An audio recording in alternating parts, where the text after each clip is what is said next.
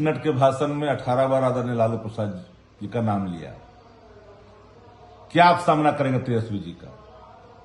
पहले ही आपने हार स्वीकार कर ली है, क्योंकि तेजस्वी जी से सामना करने का आपके पास नैतिक राजनीतिक बल नहीं है। तो बिहार के विकास से क्या लेना देना? उनकी नजर तो सत्ता पर है, जहां लाखों करोड़ रुपया भ्रष्टाचार में जाते हैं पैसे बिहार के अंदर में। ये हम नहीं कर रहे हैं, पूरा शासन जानता है। केंद्रीय गृह मंत्री अमित शाह बिहार दौरे पर थे और गोपालगंज में उन्होंने एक जनसभा को संबोधित किया। जनसभा को संबोधित करने के दौरान उन्होंने लालू प्रसाद यादव के नाम 17 बार लिए। ऐसा राजद के नेताओं का कहना है। उनके भाषण को निकालकर उन तमाम नेताओं ने सीधे तौर पर लालू प्रसाद यादव के नामों की गिनती की है कि अमित शाह ने कितनी बार राजद सुप्रीमो लालू प्रसाद यादव का नाम लिया है। अमित शाह के बिहार दौरे पर आरजेडी के मुख्य प्रवक्ता ने सीधे तौर पर सवाल खड़ा किया है कि अमित शाह जब बिहार आए तो सिर्फ और सिर्फ लालू प्रसाद यादव का नाम 17 बार लिए। उनके पास नैतिक बल नहीं है कि वो तेजस्वी यादव से राजनीतिक लड़ाई लड़ सके। यह सीधा जो है वो राजद की तरफ से कहा जा रहा है, क्योंकि जो चुनावी जनसभा एक तरीके से कहा जाए, और अमित शाह सीधे लालू प्रसाद यादव के ऊपर खेल रहे हैं, तेजस्वी यादव के ऊपर नहीं। उन्होंने एक बार फिर से जो बीते 15 साल है, उस 15 साल के शासनकाल को अमित शाह ने सीधे तौर पर कटघरे में खड़ा किया, और उसी को लेकर उन्होंने एक तरीके से कहा जाए कि चुनाव के मुद्दे वही जो है एनडीए का रह सकता है। लेकिन तेजस्वी यादव के ऊपर अमित शाह ने सीधे तौर पर कुछ नहीं कहा, और यही बात राजद का कहना है कि अमित शाह में हिम्मत नहीं है कि राजनीतिक लड़ाई जो है वो तेजस्वी यादव से लड़ सके। दूसरी बात यह है कि बिहार के मुख्यमंत्री नीतीश कुमार ने कल जिस तरीके से मंच पर जो एक महिला के साथ किया, उस महिला के साथ को लेकर सवाल खड़े हुए।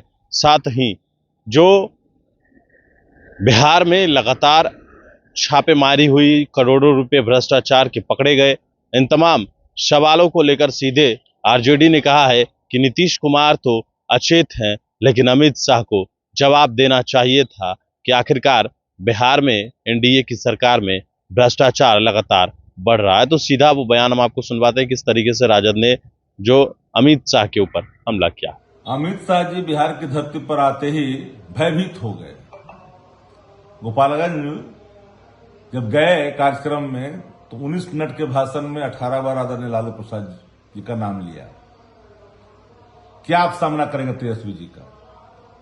पहले ही आपने हार स्वीकार कर ली है, क्योंकि तेजस्वी जी से सामना करने का आपके पास नैतिक राजनीतिक बल नहीं है।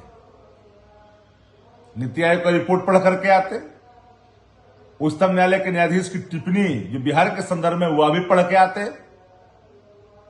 शिक्षा हो, स्वास्थ्य हो, पलायन हो, बेरोजगारी हो, पर कैपिटा इनकम हो या इन्वेस्टमेंट हो, पढ़ करके आते ना। 20 वर्षों के शासनकाल में बिहार को जो दुर्गति में ढकेले हैं भाजपा जदयू के लोगों ने, वह भी एक बार बोल दिए होते। नीतीश कुमार जी मजबूरी आपकी बन गई, अचेत होने के बावजूद भी, चूंकि उनके वोट पर आपकी नजर है। भाजपा को बिहार के विकास से क्या लेना देना? उनकी नजर तो सत्ता पर है, जहां लाखों करोड़ रुपया भ्रष्टाचार में जाते हैं पैसे बिहार के अंदर में। ये हम नहीं कर रहे हैं, पूरा शासन जानता है। डीके टैक्स यहां हॉबी है, रिटायर्ड अधिकारी शासन चला रहा है, मुख्यमंत्री अचेत है। इस पर बोलनी चाहिए था अमित शाह जी को। अरे अकाउंटेबिलिटी जिसके ऊपर फिक्स है उसको तो कोई ताकत ही नहीं है, पावर ही नहीं है, अचेत है। जिसके पास कोई अकाउंटेबिलिटी नहीं है वो शासन चला रहा है, रिटायर्ड अधिकारी। इस पर ही बोलनी चाहिए था ना। बिहार के अवाम भाजपा जदयू के आतंक से पूरी तरह से अब ऊब चुकी है। तेजस्वी जी का सामना करने की ताकत भाजपा के किसी नेताओं में नहीं है, किसी में दम नहीं है कि जनहित के सवाल पर तेजस्वी जी के सामने खड़ा होकर करके बात भी कर ले। मैनेजमेंट का फिल्म दिखवा सकते हैं आप देश भर में, भाजपा का गुणगान करवा सकते हैं, लेकिन हकीकत मुद्दों के सामने खड़ा होने की ताकत भाजपा के अंदर नहीं है।